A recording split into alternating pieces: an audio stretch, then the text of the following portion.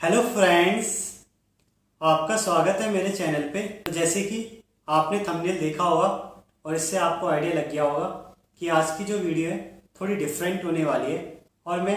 एक बहुत ही different topic में बात करने वाला हूँ या कुछ एक ऐसा बताने वाला हूँ जिसके रिगार्डिंग मैंने कभी बात नहीं की है या कुछ एक्सपीरियंस है जो मुझे देखने को मिले ड्यूरिंग पीएचडी या मैं जिनसे ही बात करता हूँ पीएचडी स्टूडेंट से या जो मेरे सीनियर्स रहे उनसे मैंने जाना या सीखा। तो मुझे कुछ पीएचडी लाइफ के बारे में जो पता चला वो मैं आपसे शेयर करता हूँ। तो इसमें जो सबसे बड़ी बात जो मुझे देखने को मिली या सीखने को मिली कि आपको जो फेलोशिप मिल रही है ये एक स्वीट पॉइजन की तरह काम कर रही है। अब ये स्वीट पॉइजन मैं क्यों बोल रहा हूँ और या इसका मतलब कोई नेगेटिव चीज़ तो नहीं है, और जो मैं बात कर रहा हूँ इनसे थोड़ा समझिएगा और इससे आपको क्या होगा कि एक तो ये चीज़ पता चलेगा कि ये कोई एक नेगेटिव वीडियो नहीं है, ये एक मतलब ऐसी वीडियो है जो आपको सही डिसीजन लेने में हेल्प करेगी। और दूसरा, सही डिसीजन इन द सेंस कि मतलब आपको पीएचडी करनी चाहिए या नहीं करनी चाहिए, या मतलब पीएचडी लाइफ में आगे आपको क्या एक्सपीरियंस, हार्श एक्सपीरियंस मिलते हैं। और साथ में या मैं ये भी कह सकता हूँ कि मैंने आपको हमेशा अच्छी चीज़ें बताई हैं और यह आपको इसके लिए मोटिवेट किया है। पर कुछ डिफ़िकल्टीज़ है जो आपको देखने को मिलती है या क्या प्रॉब्लम्स है जो आपको ड्यूरिंग पीएचडी भी आ सकती है, आज मैं उनके बारे में बात कर रहा हूँ। तो चलिए शुरू करते हैं।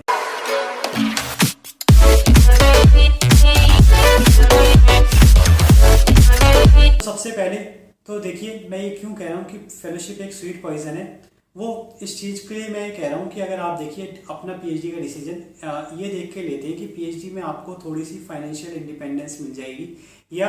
मतलब कुछ नहीं हो रहा है तो आप पीएचडी कर सकते हैं, उसमें आपको थोड़े बहुत पैसे तो मिल ही रहे हैं और साथ में एक डिग्री हो रही है। तो देखिए तब मैं आपको यहाँ पे ये कहूँगा, फाइनेंशियली अगर आप सोच के पीएचडी कर रहे हैं या आपको लग रहा है थोड़ा बहुत आपको ये मिल जाएगा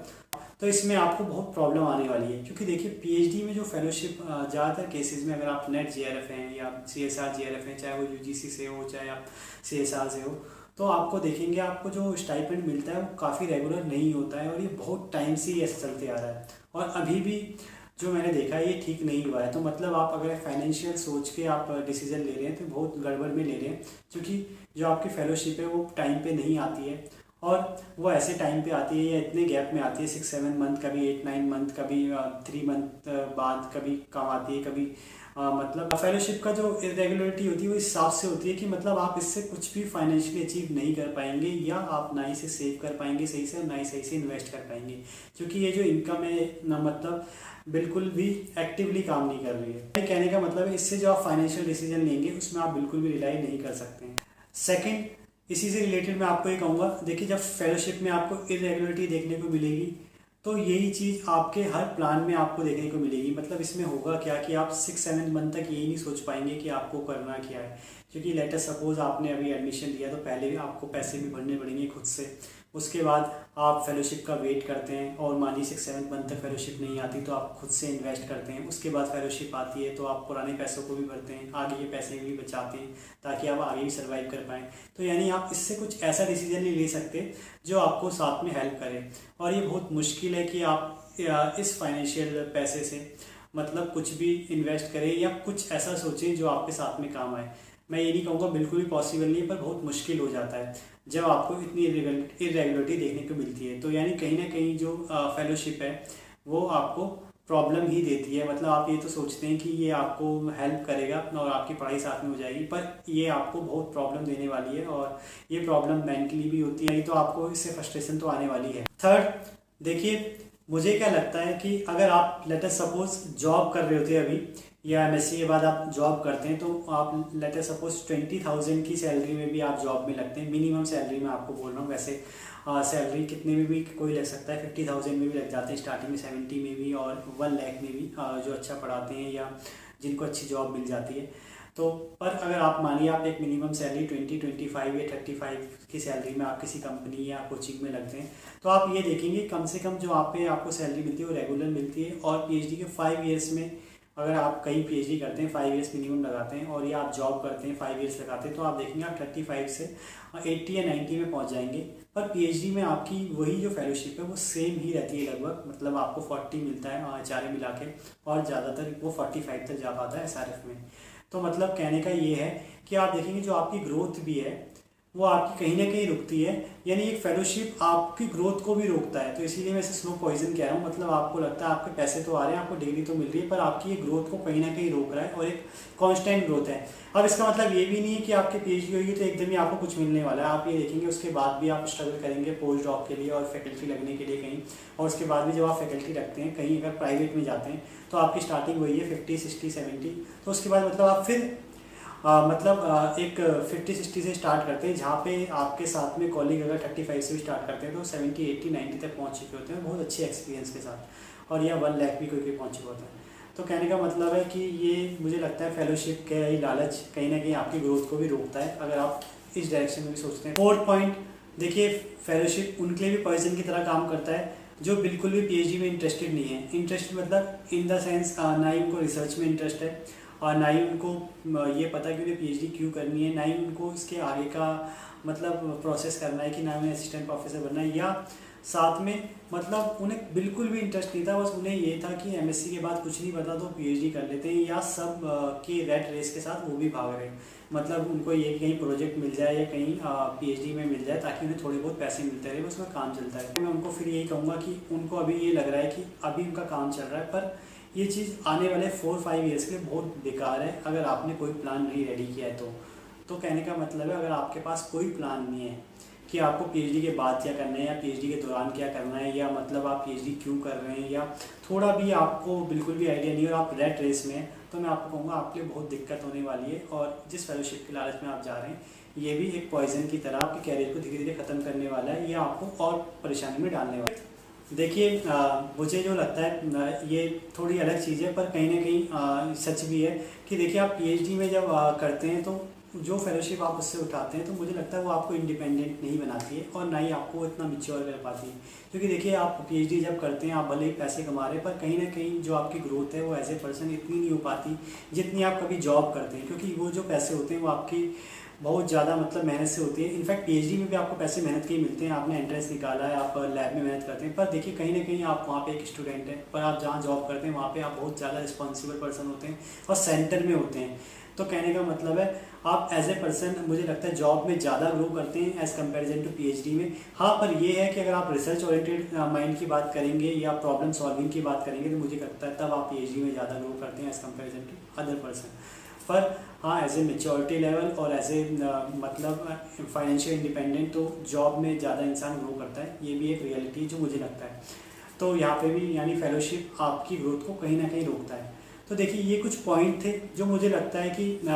मतलब कंसीडर करे जाने चाहिए, या अगर आप सोचें तो कहीं ना कहीं वैलिड होते हैं। जैसे आप इस तरीके से भी समझ सकते हैं कि देखिए, अगर आपने जैसे बीएससी करी क्योंकि आपको करनी थी, या आपके माइंड में कोई प्लान था, या आपने एमएससी करी तब भी आपको करनी थी, आपके माइंड में प्लान था। पर पीएचडी अगर आप देखेंगे तो पीएचडी ज़्यादातर केसेस में बच्चे इसलिए कर लेते हैं क्योंकि कहीं ना कहीं उनमें थोड़ा सा फेलोशिप मिल रही है, या उनको लगता है कि कुछ नहीं सही तो पैसे तो कमा ही लेते हैं और साथ में एक डिग्री हो जाएगी। पर अगर आप सोचिए, अगर पीएचडी भी ऐसी ही होती जैसे बीएससी एमएससी, यानी उसमें अगर आपको पैसे नहीं मिलते, कोई स्टाइपेंड नहीं मिलता, तो क्या आप पीएचडी करते? तो अगर आप तब भी पीएचडी करते या तब आपका डिसीजन यही रहता, तो देन मैं आपको कह सकता हूँ कि आप सही डायरेक्शन में हैं। पर हाँ, अगर आप कोई चीज़ धक्के से कर रहे हैं तो तब मैं आपको कहूँगा या तो आप इसमें ही परफेक्शन लाएं, या कुछ ऐसा प्लान तैयार रखें कि आप इसके साथ भी बहुत चीज़ें बेटर कर लें। तो तब जाके मैं कहूँगा आपके साथ ये चीज़ वैलिड नहीं होगी कि आपके लिए एक फेलोशिप पॉइजन की तरह काम करेगी। पर अगर आपके पास कोई प्लान नहीं है, कोई आइडिया नहीं है और आपको नहीं पता क्या करना है क्या नहीं करना, और आप एक रैट रेस में, तो मैं आपको कहूँगा बहुत दिक्कत आपको आने वाली है पीएचडी के बाद भी और पीएचडी के दौरान भी। अब ये तो थी चीज़ें कि ये क्यों पॉइजन की तरह काम करती है, पर अब मैं कुछ एडवांटेज है जो मैं आपको बताना चाहूँगा ताकि आपको ये ना लगे कि ये वीडियो पूरी नेगेटिव है। ये तो देखिए, मैंने एक रियलिटी से आपको फेस कराया है, क्योंकि आप इस चीज़ में जाने वाले हैं और मेरा पूरा चैनल इसी रिगार्डिंग है कि आपको पीएचडी में कैसे जाया जाए या कैसे आपको प्रिपरेशन करनी है नेट गेट की। तो ये मेरा फ़र्ज भी बनता है कि मैं आपको रियलिटी से वाकिफ़ कराऊँ और थोड़ी बहुत डायरेक्शन या गाइडेंस दूँ। पर अब क्या चीज़ें जो अच्छी हैं पीएचडी में और क्या है जो फेलोशिप के फ़ायदे हैं, वो ये एक तो देखिए, हर स्टूडेंट लॉन्ग रन में पढ़ाई को एफोर्ड नहीं कर सकता, तो ये एक चीज़ अच्छी है